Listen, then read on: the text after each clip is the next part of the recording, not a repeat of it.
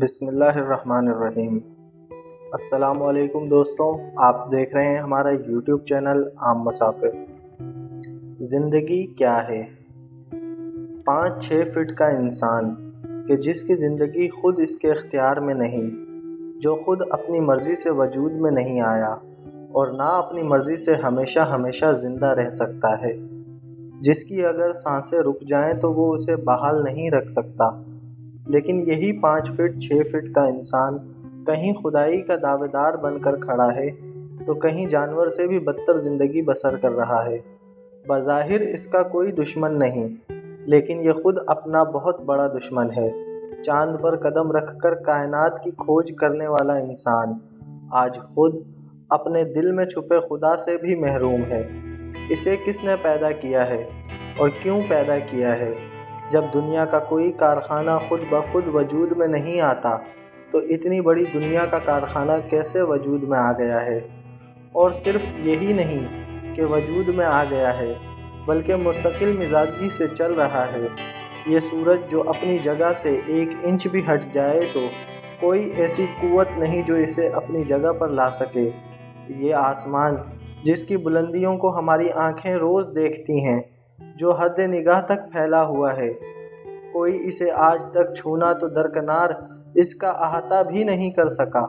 اسی آسمان پر پھیلے یہ ان گنت ستارے جو ہمارے سورج سے بھی کئی گنا بڑے ہیں، لیکن اپنی حقیقت روز آسمان پر ہمارے سامنے عیاں کرتے ہیں کہ وہ کچھ بھی نہیں کہ ایسی کئی کہکشائیں ہیں جہاں پہنچنے کے لیے ہم وقت کی قید میں ہیں۔ اس جیسی کتنی ہی حقیقتیں ہیں جو ہمارے آس پاس بکھری ہوئی ہیں، لیکن ہماری عقل معاف ہے اور نظر خیرہ۔ دیکھنے والوں کو آسمان کی طرف سب کچھ نظر آ رہا ہے، لیکن نہ دیکھنے والے آسمان کی تلاش میں نکل کر بھی آسمان تک نہیں پہنچ پائے۔ ہمارے پاس سوچنے اور سمجھنے کے لیے بہت وقت ہے، لیکن ہم سوچنے کے لیے قطعاً تیار نہیں۔ یہی سوچ کا جمود انسان کو جانوروں سے مشابہہ کر رہا ہے۔ ہماری زندگی کی گھڑی الٹی گنتی چل رہی ہے اور زندگی برف کی مانند پگھلتی جا رہی ہے۔ ظاہر کو ہی سب کچھ سمجھنے والے اسی زندگی کو سب کچھ سمجھ بیٹھے ہیں۔ اگر یہی سب کچھ زندگی ہے اور موت کے بعد کچھ نہیں تو بہت اچھا رہا وہ جس نے دنیا کی مال و متاع کو ہر جائز و ناجائز طریقے سے حاصل کیا، لیکن اگر ایسا نہیں جیسا کہ نظر بھی آتا ہے تو پھر کیا بنے گا اس انسان کا کہ جس نے اپنا سارا وقت ضائع کر دیا۔ انسانی عقل کہتی ہے کہ خدا کے مان لینے میں کوئی نقصان نہیں، لیکن نہ ماننے میں سراسر نقصان ہے۔ اگر خدا کو مان لیا جائے تو پھر اس کی خدائی بھی خود بخود نظر آنا شروع ہو جاتی ہے۔ یقیناً جب اس نے پیدا کیا ہے تو کوئی نہ کوئی مقصد بھی رہا ہوگا۔ میں یہ بات کیسے مان لوں کہ جب دنیا میں کوئی چیز بھی بغیر مقصد کے نہیں تو ہم بے مقصد ہی دنیا میں آئے ہوئے ہیں۔ سورج، چاند، ستارے اور اس دنیا کا ذرہ ذرہ اس بات کی دلیل ہے کہ کوئی چیز بے مقصد پیدا نہیں کی گئی۔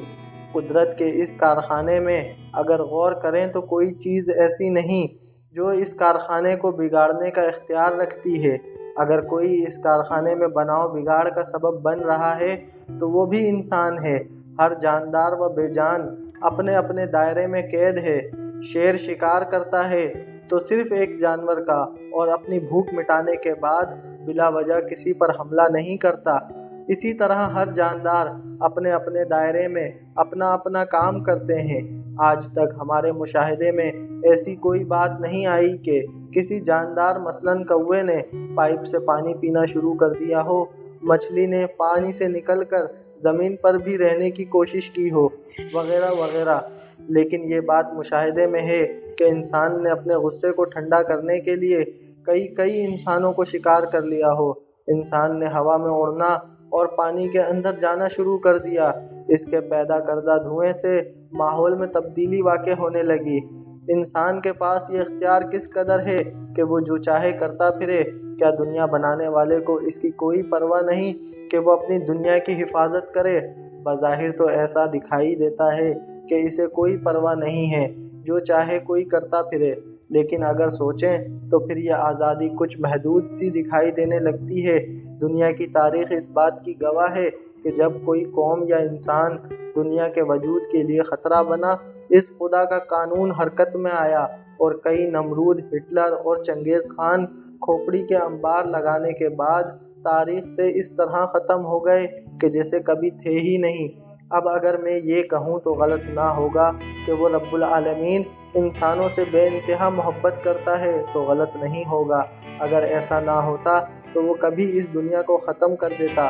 جس طرح ایک ماں اپنے بچے سے محبت کرتی ہے اور پھر اس کو غلط بات پر سرزنش بھی کرتی ہے، اسی طرح وہ پیدا کرنے والا خدا 70 ماؤں سے زیادہ بڑھ کر محبت کرتا ہے، بے لوث اور بے غرض محبت۔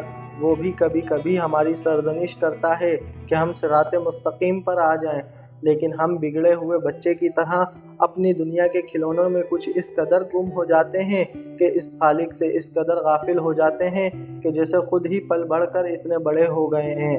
پھر وہ جب خالق اپنی طرف متوجہ کرنے کے لیے کبھی ہمارے ہاتھ سے ہمارے کسی عزیز کھلونے کو چھین لیتا ہے تو ہم گڑ گڑا کر اس کے شکوہ کرنے لگتے ہیں، اس پر ہمارا کوئی بس نہیں چلتا، لیکن پھر بھی اس نے کبھی ایک لمحے کے لیے بھی ہمیں تنہا نہیں چھوڑا۔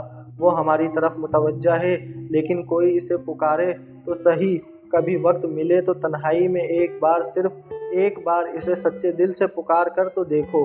دیکھنا، پھر بتائیے گا کہ خدا ہے کہ نہیں، پھر وہ بتائے گا کہ زندگی کیا ہے۔